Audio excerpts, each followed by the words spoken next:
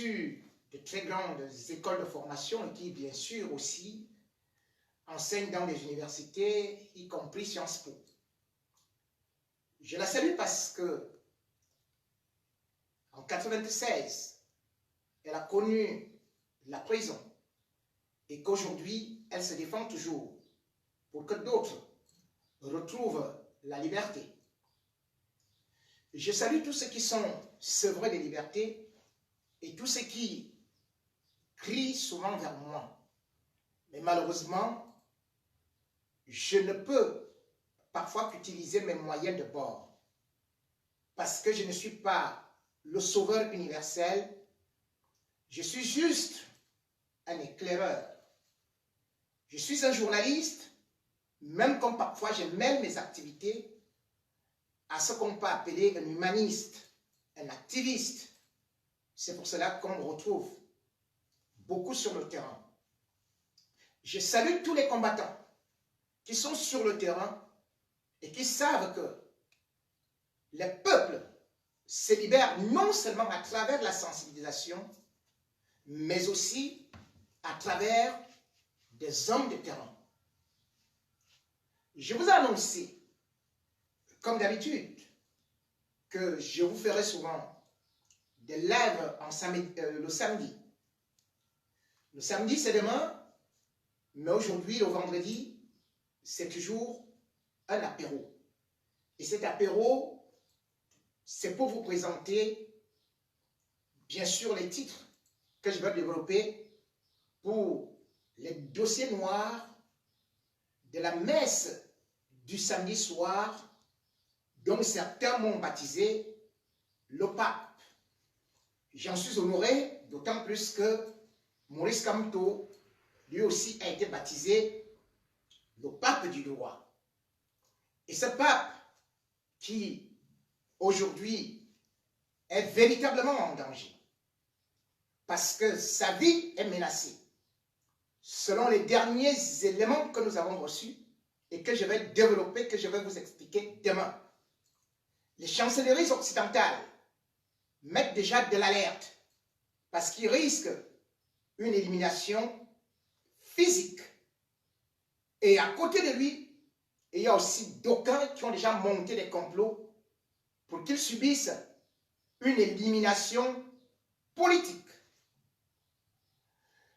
La politique est sanglante en Afrique et particulièrement, elle n'est faite que sur des ruisseaux de sang, des rivières de sang, des mers, des océans de sang. Parce que le tyran que nous avons n'a régné qu'en versant du sang, qu'en faisant des sacrifices de sang. Et après 38 ans, le Cameroun est totalement au bord du gouffre. Maurice Kamto, bien sûr, a appelé à une certaine mobilisation. La mobilisation, nous allons y revenir. Parce que particulièrement, quelqu'un comme moi, je la fais depuis pratiquement 30 ans, sans discontinuer. Parce que je me bats pour que le peuple noir ne soit pas toujours incarnation du désespoir, comme le chantait Johnny Hallyday, noir c'est noir, il n'y a plus d'espoir. Vous avez pu le constater au niveau des États-Unis. La mort d'un seul noir, George Floyd, a mis les États-Unis à feu et à sang.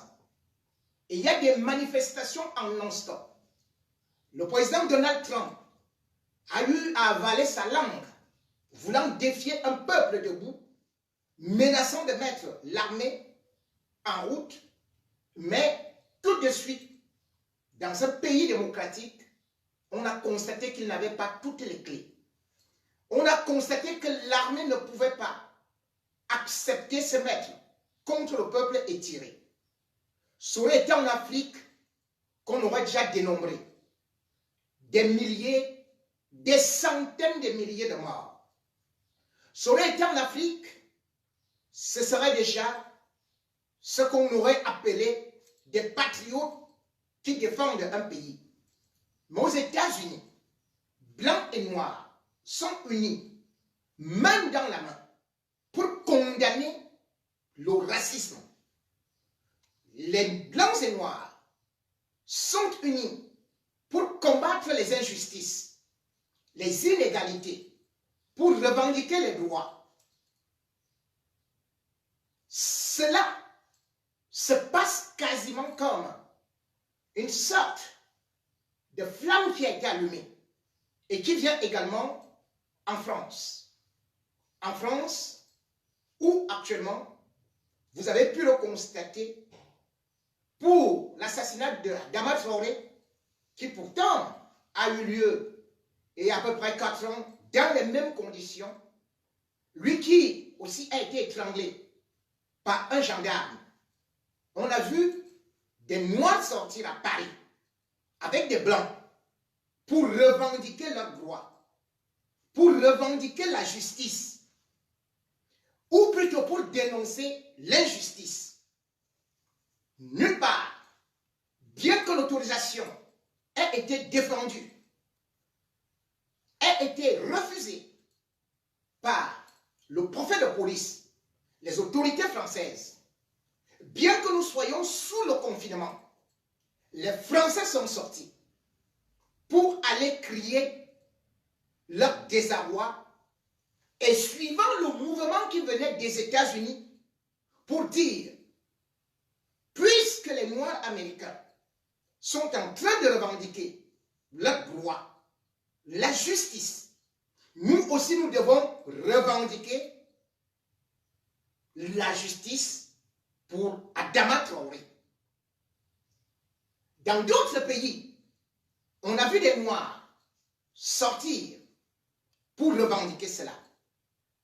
Mais en Afrique centrale, là où nous avons le plus grand dictateur, là où on tue les Noirs, là où on assassine les Noirs, là où on tue les anglophones, depuis des années et des années, là où on tue les journalistes, a-t-on vu les Camerounais s'élever alors que le président Maurice Kamto a appelé il y a quelques jours à la mobilisation?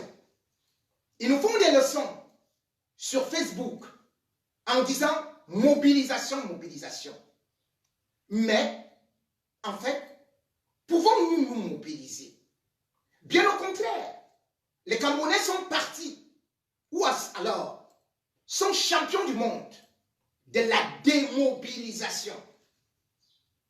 Vous vous rendez compte, au moment où les Noirs sont mobilisés contre le racisme aux États-Unis, c'est une Camerounaise qui fait une sortie ignominieuse, odieuse, honteuse, pour dire qu'elle est contre les manifestations des Noirs, qu'elle est contre les revendications des Noirs.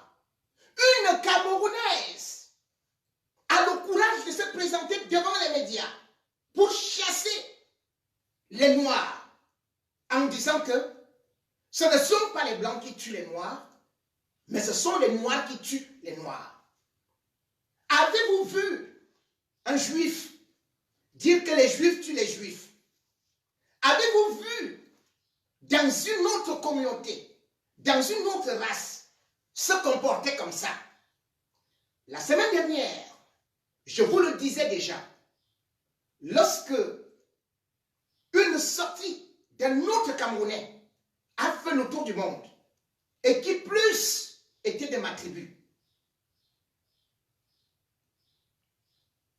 et quand Betty qui veut dire la noblesse, mais M. Dongo, qui est arrivé en Belgique il y a seulement 10 ans, qui a épousé une blanche, la seule chose qu'il a pu trouver à faire en Belgique, c'est d'aller s'inspirer dans le parti des racistes qu'on appelle Vox. Et je vous ai dit qu'on l'appelle El Negro de Vox. C'est-à-dire que le nègre de Vox. À peu près comme si on vous dit, en noir, devient le leader, devient l'emblème, le porte-parole du parti de Marine Le Pen ou de Jean-Marie Le Pen pour combattre les Noirs. C'est donc un Camerounais en Belgique qui est star, qui dit aux Africains, rentrez chez vous.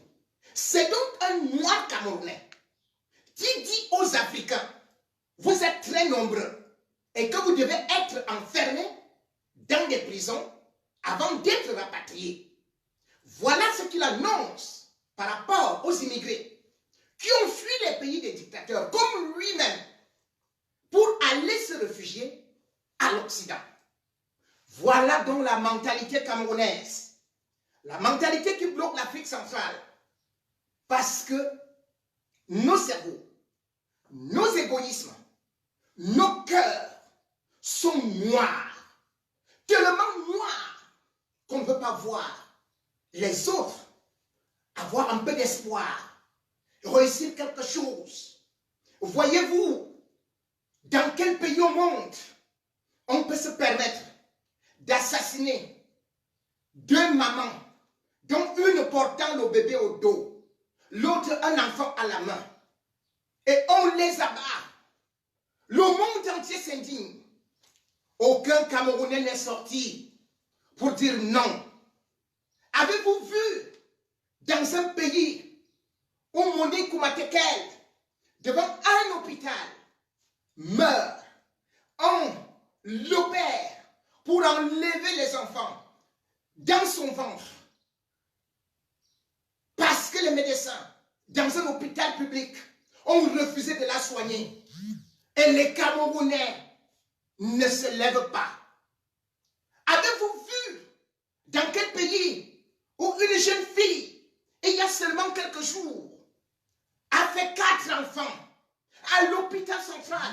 Ces 4 enfants sont morts parce qu'il manquait de couveuse. Une couveuse, qu'est-ce que ça coûte?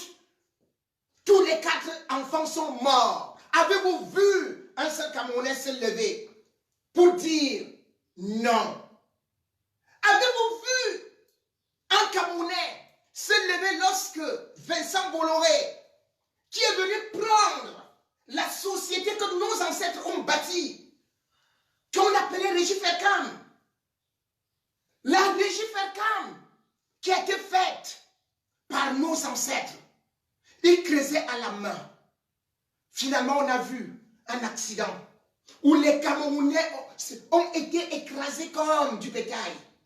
Vincent Bolloré n'a même pas dédommagé les familles. Avez-vous vu un Camerounais ou encore le chef de l'État camerounais ou la première dame sortir, adresser des condoléances aux familles? Avez-vous vu la mobilisation?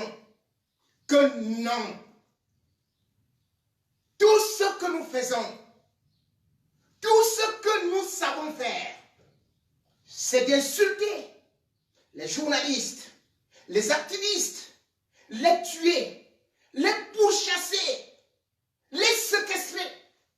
Le Cameroun est l'un des rares pays au monde à avoir créé une loi en 2014 qu'on appelle loi contre le terrorisme, uniquement contre les journalistes.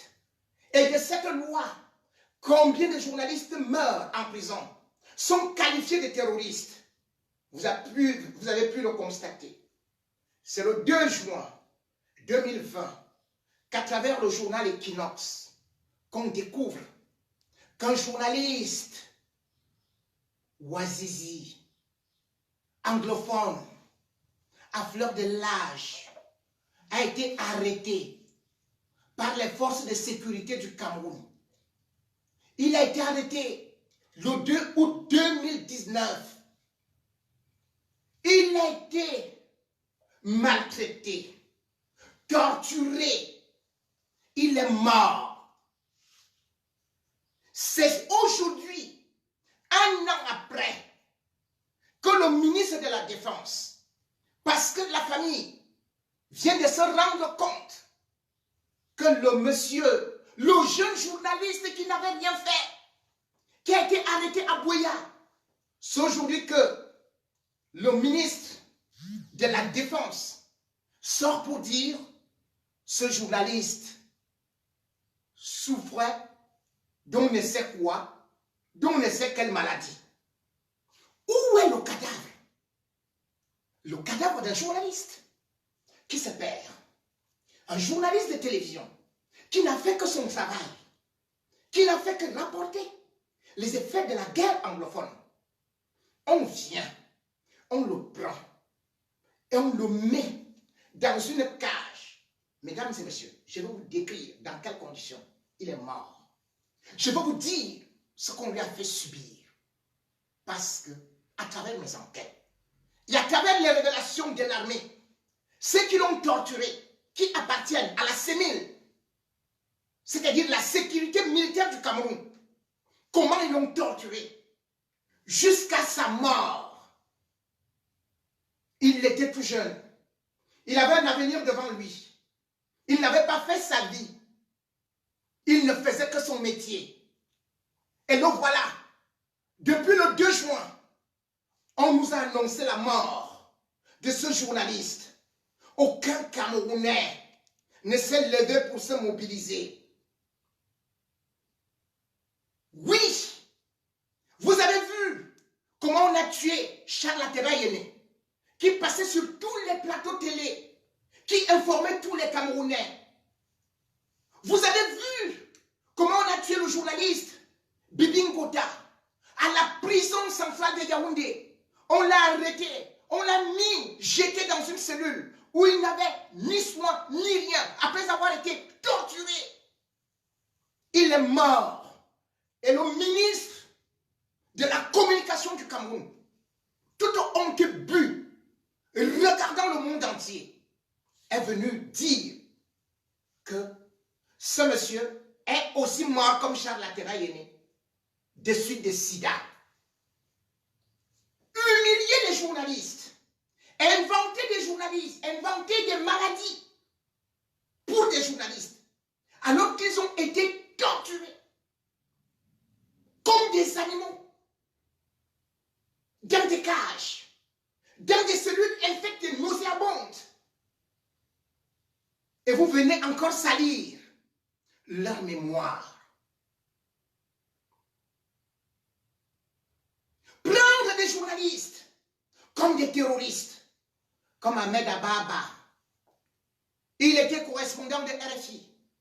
On l'a gardé dans une cellule pendant combien de temps? Avant que le procureur de la République au Cameroun ne dise que lui, parce qu'il a collaboré avec Boko Haram, parce qu'il rendait compte à RFI, il est accusé de complicité de terrorisme.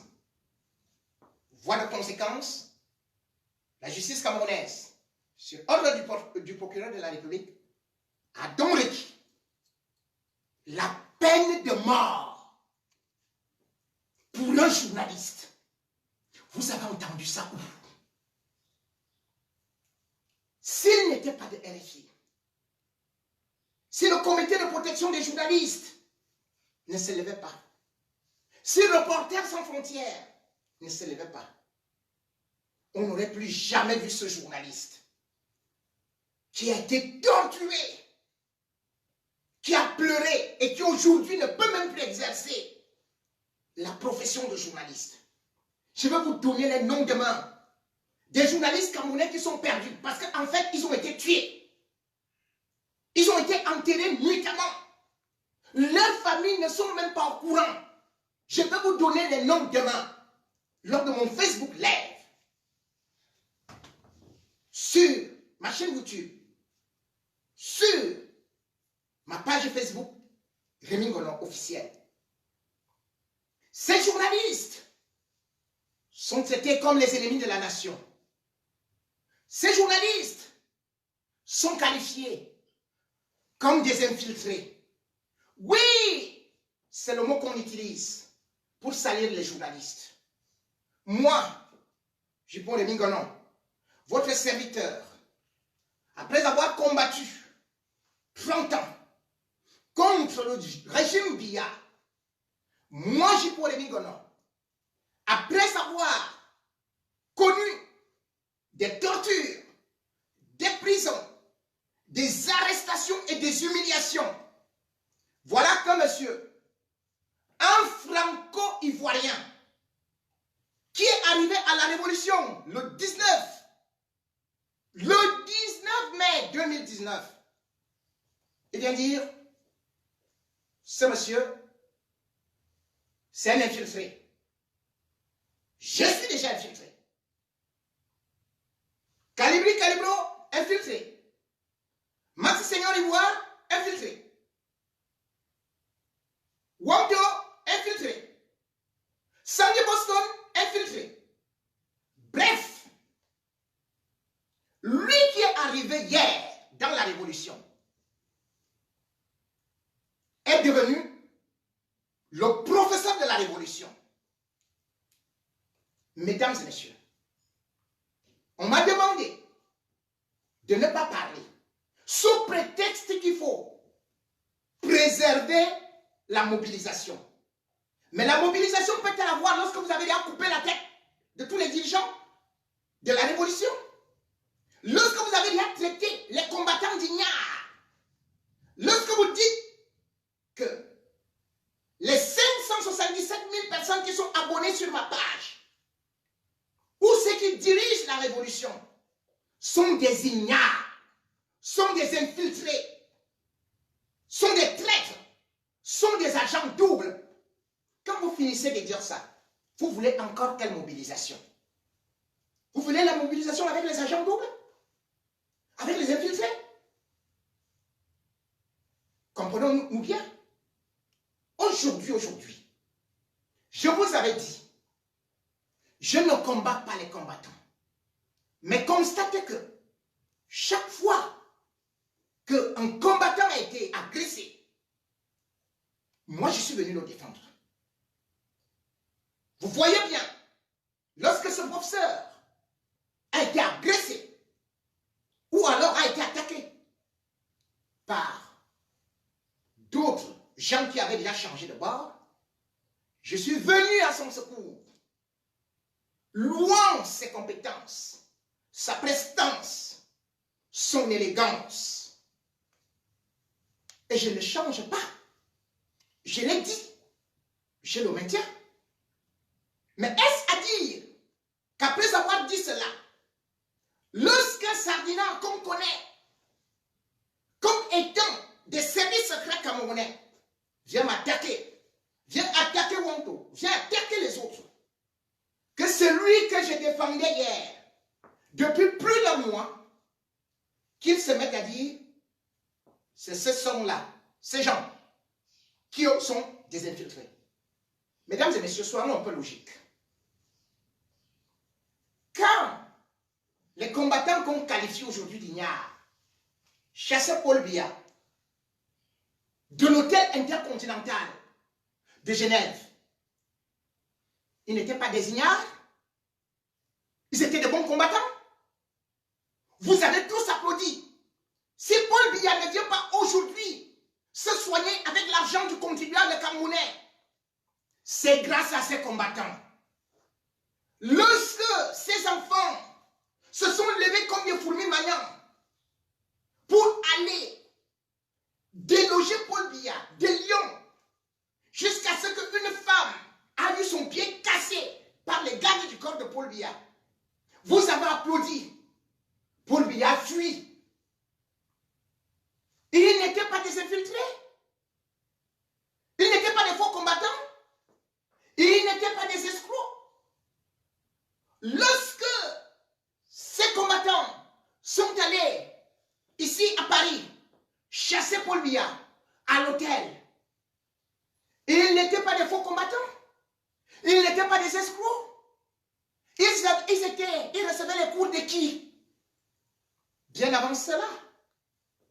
Mesdames et messieurs, comme beaucoup aujourd'hui peuvent me dire, j'ai point, c'est toi qui es ceci, qui est infiltré, qui est ceci. Je vous donne juste une chose. Dans quelques mois, je vous poserai la question. Il n'y a pas longtemps, M. Maurice Kamto était en prison. Je suis venu devant vous Je vous ai dit, M. Paul-Éric Nguyen est un poison pour Maurice Kamto. Même quand il s'est allié avec Maurice Kamto. Je vous ai dit qu'il venait auprès de Maurice Kamto pour se refaire une santé politique. Vous m'avez dit, je vais détruire la coalition. Je me suis tué. Quand il est parti en prison avec Maurice Kamto, je vous ai dit que s'il y avait possibilité du poison, ça passera par Paul-Éric Nguyen. Et j'ai alerté Maurice Kamto que lui qui est en prison, qu'il fasse très attention, que Paul-Éric Nguyen était infiltré. Beaucoup sont venus ici sur Facebook. Vous m'avez dit que je voulais fragiliser Maurice Kamto, que je voulais fragiliser la coalition. Aujourd'hui, où en sommes-nous? N'est-ce pas, M. Paul-Éric Nguyen, que vous avez soutenu comme étant un grand héros, comme étant un grand combattant, qui criait Kamto, Kamto, Kamto? N'est-ce pas lui, aujourd'hui, qui insulte le professeur Maurice Kamto? N'est-ce pas lui qui a livré le professeur Maurice Kamto? N'est-ce pas lui qui combat le plus Maurice Kamto? Je suis venu ici. Je vous ai dit à plusieurs reprises, sachez regarder. Moi, je n'ai jamais menti au peuple. Parce que je ne travaille que pour le peuple. Je suis dans ce combat depuis très longtemps. On me dit, si tu tentes de parler de tel, cela veut dire que tu veux détruire le combat. Mesdames et messieurs, en toute chose, on dit qu'il ne dit rien comme ça. On ne peut pas qualifier les combattants d'infiltrés. On ne peut pas me qualifier d'agent double sans que je ne vienne me justifier. Cela veut dire, comme la règle le dit, qu'il ne dit rien consent. J'ai le droit de laver mon honneur. J'ai le droit de rétablir la vérité. J'ai le droit de vous ouvrir les yeux. Parce que vous ne m'avez pas connu à travers Facebook. Vous m'avez connu depuis des années. J'étais au poste national de la CRTV. Je ne viens pas là pour comptabiliser. Je ne suis pas professeur des vues. Que vous êtes tel nombre à main, vous regardez tel nombre. Je ne vous ai jamais dit partager. Parce que dans ma verte jeunesse, j'étais déjà au poste national de la CRTV. Je passais déjà sur l'ensemble du réseau national. Donc on m'écoutait dans les années 90. Parce que en 98, j'étais déjà directeur de radio. Parce qu'en 2000, j'étais déjà éditorialiste de RFI. RFI, on appelle ça la radio mondiale. On m'écoutait à travers le monde entier. Je ne viens pas impressionner les gens avec les vobiscum tandika tum sokritum. Non. Ceux qui vous ont dit qu'ils aiment Maurice Kamto, posez-vous une question. Ils étaient où quand Maurice Kamto faisait la campagne? Ils étaient où quand Maurice Kamto était en prison? Pourquoi arrive-t-il quand la révolution a déjà pris et ils se mettent devant? Je vais juste vous dire une chose pour vous éclairer. Celui-là qui vous parle, moi, je suis Camerounais. Lui, il est franco-ivoirien. Et je vais vous prouver qu'il est un agent de la France et de Soro. Et qu'il travaille pour Paul Biya. Moi, je ne parle pas des choses par hasard. Je viens, je placarde des choses. Retenez que quand un ministre de Paul Biya parle de Paul Biya, la première des choses, la photo de Paul Biya est derrière. Le drapeau du Cameroun est derrière. D'autres même alignent 4 photos de Paul Biya. Ce monsieur qui vous parle de Maurice Kamto, vous avez déjà vu la photo de Kamto à côté de lui? Non. C'est la photo de Guillaume Soro. Dites-moi, qui est le leader de l'opposition au Cameroun? C'est Guillaume Soro ou c'est Kamto? J'ai eu à dire à ses proches que cela n'était pas bien, allez lui dire d'enlever au moins cette image qui ne doit pas être collée à celle du professeur Maurice Kamto, un homme de paix, par rapport à un sanguinaire qui a créé des guerres. Mesdames et messieurs, croyez-vous que un bon révolutionnaire comme moi peut partir au Cameroun? Citez-moi un seul révolutionnaire ici de la diaspora qui est parti au Cameroun. Depuis 2005, je ne suis pas parti au Cameroun. Tout révolutionnaire, tout combattant, dès l'aéroport, dès que tu descends, tout de suite les sbires, des billards, te prennent, te coffrent, te jettent en prison.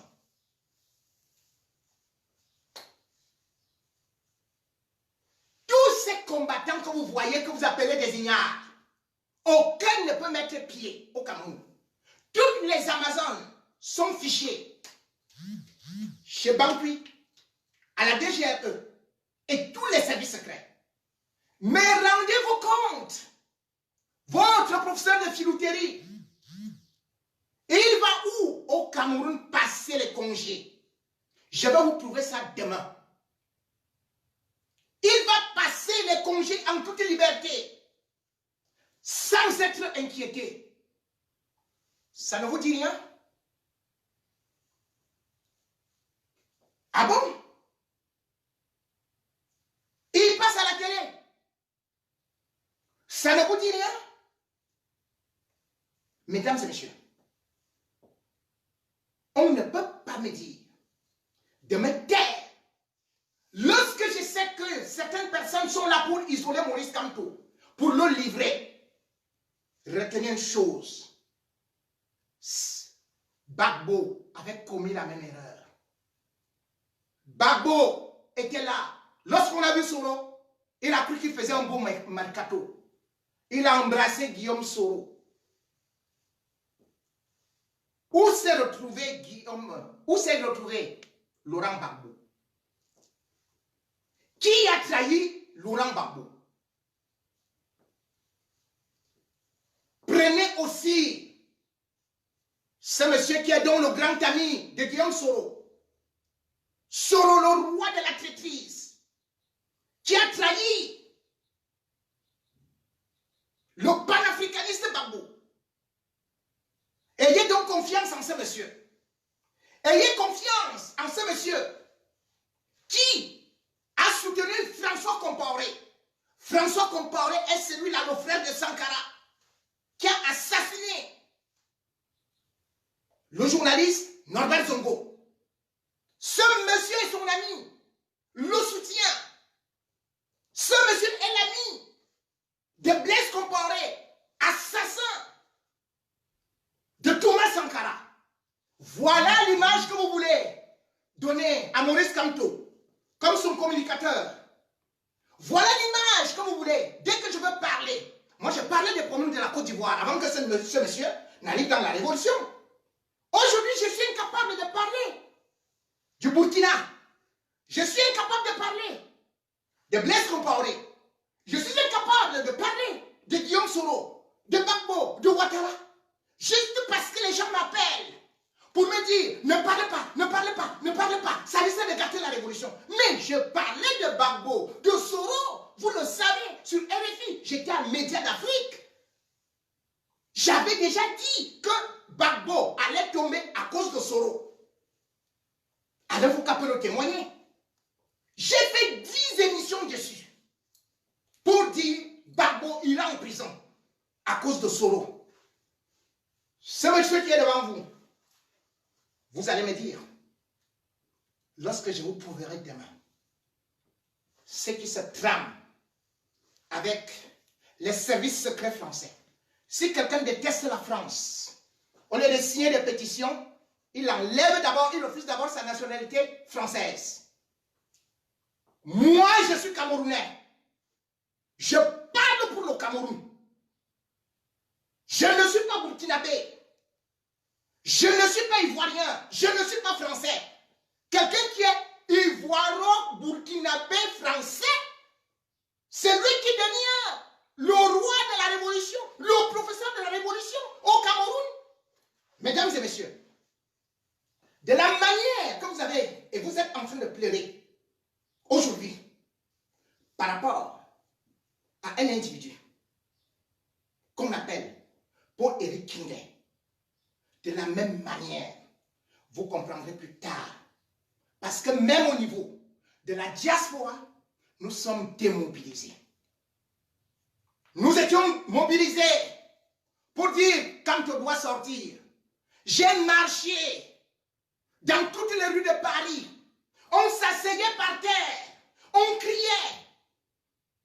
Les gens ont reçu des jets d'eau, du gaz lacrymogène. Et un monsieur arrive quand il n'y a plus rien. Et pourquoi est-ce qu'il arrive en ce moment-là? Je vais vous dire comment est-ce que les services français l'ont donc activé. Je vais vous dire comment le même monsieur a trahi un grand panafricaniste qu'on appelle Kémy Séba. Ceci étant, demain, ce sera chaud, très chaud. On ne cache pas la vérité. On ne roule pas. Je n'accepterai pas qu'on roule le peuple. Je travaille pour le peuple. Je veux le changement. 30 ans de sacrifice. Ce n'est pas pour moi. C'est peut-être pour la postérité. C'est peut-être pour vous. Je suis là pour vous éclairer. Je suis un journaliste. Un journaliste a des relations, des informateurs. Que ce soit à l'Élysée, que ce soit au palais d'Etoudi, que ce soit à tel ou tel endroit. Et même les journalistes ont réussi à interviewer Ben Laden. Est-ce à dire que ces journalistes étaient des terroristes? Est-ce à dire que ces journalistes sont des infiltrés? N'est-ce pas moi qui viens vous renseigner sur les morts en plein palais? Si j'étais un infiltré, alors j'accepterais qu'on me tabasse? J'accepterais que je sois humilié? Est-ce que les sardinards seraient en train de me combattre comme ils me combattent? Vous pouvez imaginer que le régime Biya peut voir un journaliste comme moi, grande gueule, qui critique, tire sur tout ce qui bouge, qu'il ne sorte pas des dossiers pour dire voilà votre argent. Parce que moi, là vous me voyez, je suis noir de peau. Mais mon cœur, mon humanisme, ma moralité sont blancs. Je me devais de vous le dire. Et demain, par rapport à ce qui se passe, parce que Maurice Kamto est actuellement dans le viseur. Et parce que le Cameroun doit basculer. Et vous savez, chaque fois que un pays doit basculer, la France tourne tout autour. Les agents franco-ivoiriens, l'agent franco-ivoirien que vous suivez, vous comprendrez comment est-ce qu'il réussira à écarter Maurice Kamto. Oui, c'est ça malheureusement l'histoire. C'est comme ça que Compaoré a aussi écarté Thomas Sankara. Ceci étant, je vous remercie d'avoir écouté mes premiers tirs, même comme ils ont dit snap, je l'accepte. Je tire contre les diablotins. Je démasque ceux qui viennent derrière les autres pour réussir.